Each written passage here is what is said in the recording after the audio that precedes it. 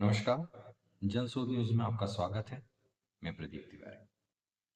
जिस समय मैं यह न्यूज़ आपको सुना रहा हूँ, बता रहा हूँ, उस समय मैंने एक इनर पहना हुआ है, उसके ऊपर एक शर्ट पहनी हुई है और ऊपर से जैकेट है। ये केवल न्यूज़ पढ़ने के लिए मैंने इसे ओपन कर रखा है, मगर जब मैं बाहर निकलता हूँ तो इसे बंद कर लेता हूँ।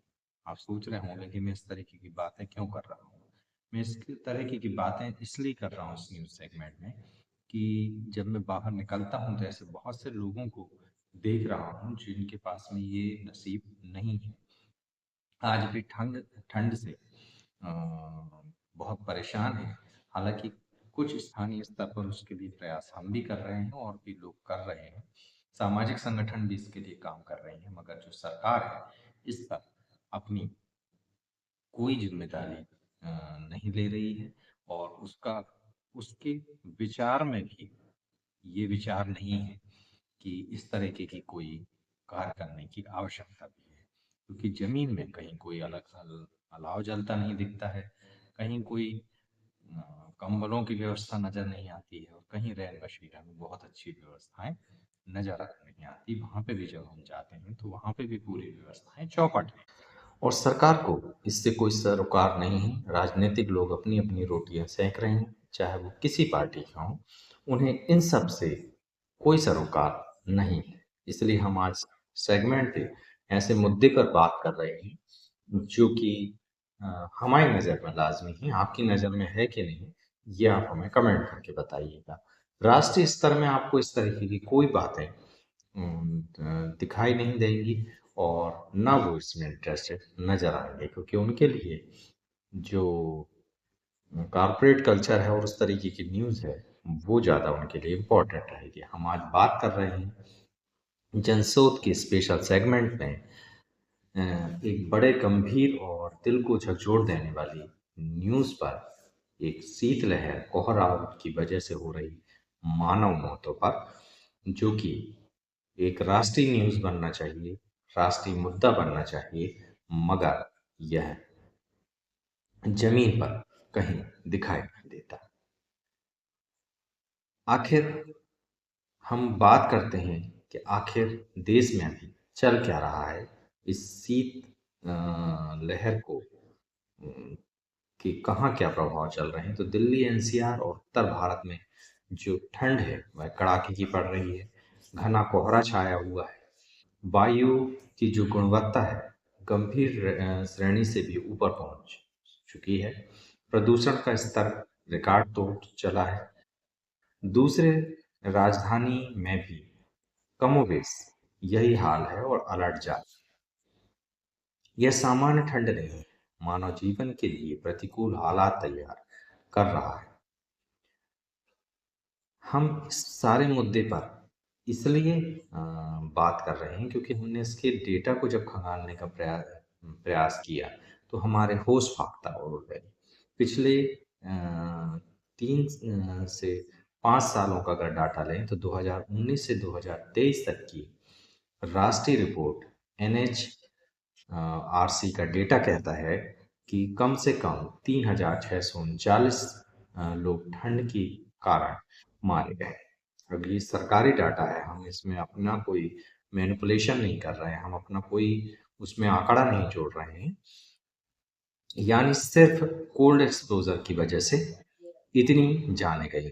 दिल्ली एनसीआर में एक एनजीओ का दावा है, हम उस एनजीओ की रिपोर्ट को कोई हम उनको वैलिडिटी या उसको गलत या सही कहने के लिए हम पात्र भी नहीं हैं, हम उसे कह भी नहीं रहे, मगर उनका जो दावा है वह ये कह रहा है कि सिर्फ 2 महीने में लगभग 4,74 बेघर, मतलब जो इनके घर नहीं है, ऐसे लोगों की मौत हुई है।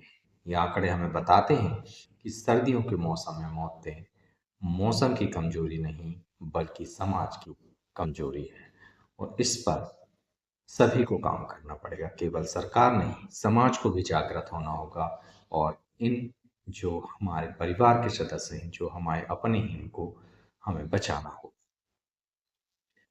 मौत का जो श्रेय मौसम को दिया जाता है, लेकिन केवल मौसम की वजह नहीं है। अब आप सोचेंगे सर्दी में अगर मौत हो रही है तो वो तो स्वाभाविक रूप से सर्दी की वजह से हो रही होंगी।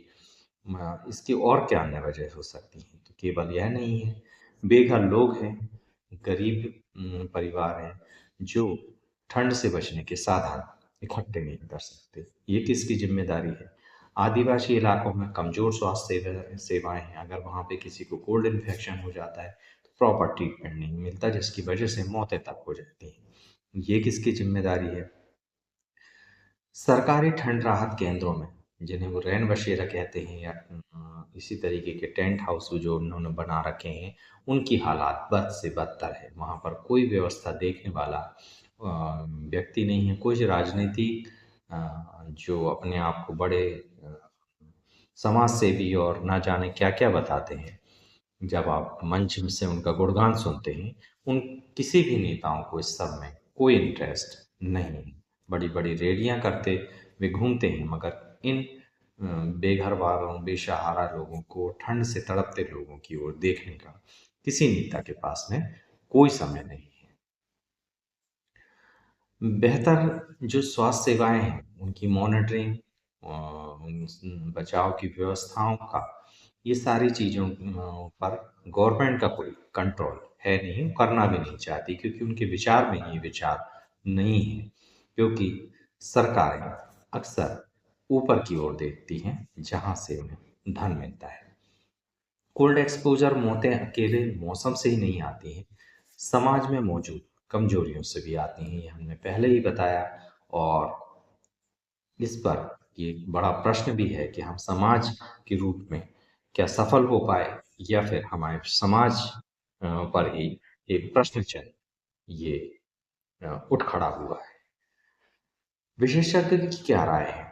आइए उसको भी जान लेते हैं। ठंड में न सिर्फ हमें तापमान मारता है, बल्कि कमजोर प्रतिरक्षा, सांस की समस्याएं, हाइपोथर्मिया और दिल की बीमारियां ऐसी स्थितियों में लोगों की जान ले लेती है।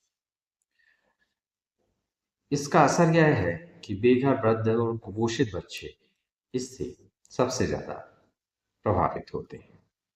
सरकार क्या कर रही है? अगर उसको देखेंगे तो सरकार कुछ नहीं कर रही है। अगर थोड़ा बहुत वो करती हुई दिखेगी भी तो रैन बसेरा में लोगों को बैठाने का काम है। बाकी उसका कोई काम इसको लेकर है भी नहीं। कुछ कंबल वितरण, कुछ राहत शिविर जैसे फौरी काम कुछ जगहों में होते दिखाई देते हैं, मगर वे नाकाफी हैं और सरकार केवल इसे अपने बचाव के लिए करते रहते हैं। प्रभावित रणनीति न होने की वजह से मौतें कम होने का नाम नहीं ले रही। जब तक ठंड जो योजनाएं हैं वो ठंड रोधी विस्थापन नीति, स्वास्थ्य शिविर की बेहतर योजना और घरों का तापमान जैसी ठोस नीति नहीं बनती, तब तक यह समस्या साल दर साल दोहराती जाती रहेगी। हमारा सवाल यही है कि यह सिर्फ मौसम की समस्या है, या सामाजिक असमानता और नीति की एक राष्ट्रीय विफलता है? क्या ठंड को एक मौसम की तरह देखा जाना अब बंद कर देना चाहिए? क्या इसे आपदा घोषित करके विश्वसनीय और जरूरी सख्त राहत योजना बनानी चाहिए? अगर दिल्ली, एनसीआर और मध्य प्रदेश जैसे बड़े हिस्सों में बार बार मौतें हो रही हैं, तो हम कैसे कह सकते हैं कि हमने तैयारी कर रखी है? 3 साल के आंकड़े बताते हैं कि सिर्फ मौसम ही नहीं, बल्कि समाज की कमजोरी मौत का वास्तविक कारण है। हम यह सुरक्षित नहीं कह सकते कि जब तक ठंड से मरने वालों के पीछे छिपी समस्याओं को समझकर उनके समाधान पर काम नहीं किया जाता, तब तक इस समस्या को जड़ मूल से खत्म नहीं किया जा सकता। क्या आपको लगता है कि सरकार को सर्दी को राष्ट्रीय आपदा मानकर इसमें कोई एक नीति बनाना चाहिए? आप नीचे कमेंट में हमें ज़रूर बताइएगा। हम सरकार तक ये पहुंचाने का प्रयास करेंगे, और अपने स्तर पर जहां पर ऐसे लोग मिले जिनको इस ठंड में आपकी आवश्यकता, आपके सहयोग की आवश्यकता है, करने का ज़रूर प्रयास करें। याद रखिएगा, हम ही लोगों ने सामाजिक रूप से विफलता को प्रदर्शित किया है या उसे हमने विफल समाज में परिवर्तित किया है और हम ही चाहें तो उसको सफल समाज में परिवर्तित कर सकते हैं। केवल हमें अपने जो कम संसाधन वाले लोग हैं, जो गरीब हैं, बेघर-बार हैं, उनको हम सहयोग करके, क्योंकि वो भी हमारे परिवार के एक देश और एक समाज के रूप में वो भी हमारे हिस्से हैं, उनको हमें देखकर चलना होगा। सरकार से वैसे भी बहुत ज़्यादा उम्मीद रह नहीं गई है। सरकार एक ऑर्गेनाइज़ेशन के रूप में, एक संस्था के रूप में फ़ेल हो चली है, इससे इनकार नहीं किया जा सकता। आप ज़रूर इसमें बदलाव ला सकते हैं। कोशिश कीजिए कि जो लोग इस समय सर्दी से परेशानी भोग रहे हैं, उन्हें आप सहयोग करने का प्रयास करें। बेखौफ पत्रकारिता और बुलंद आवाज़ को चुनना चाहते हैं, तो लाइक और सब्सक्राइब करना ना भूलिए। देखते रहिए जनसुर।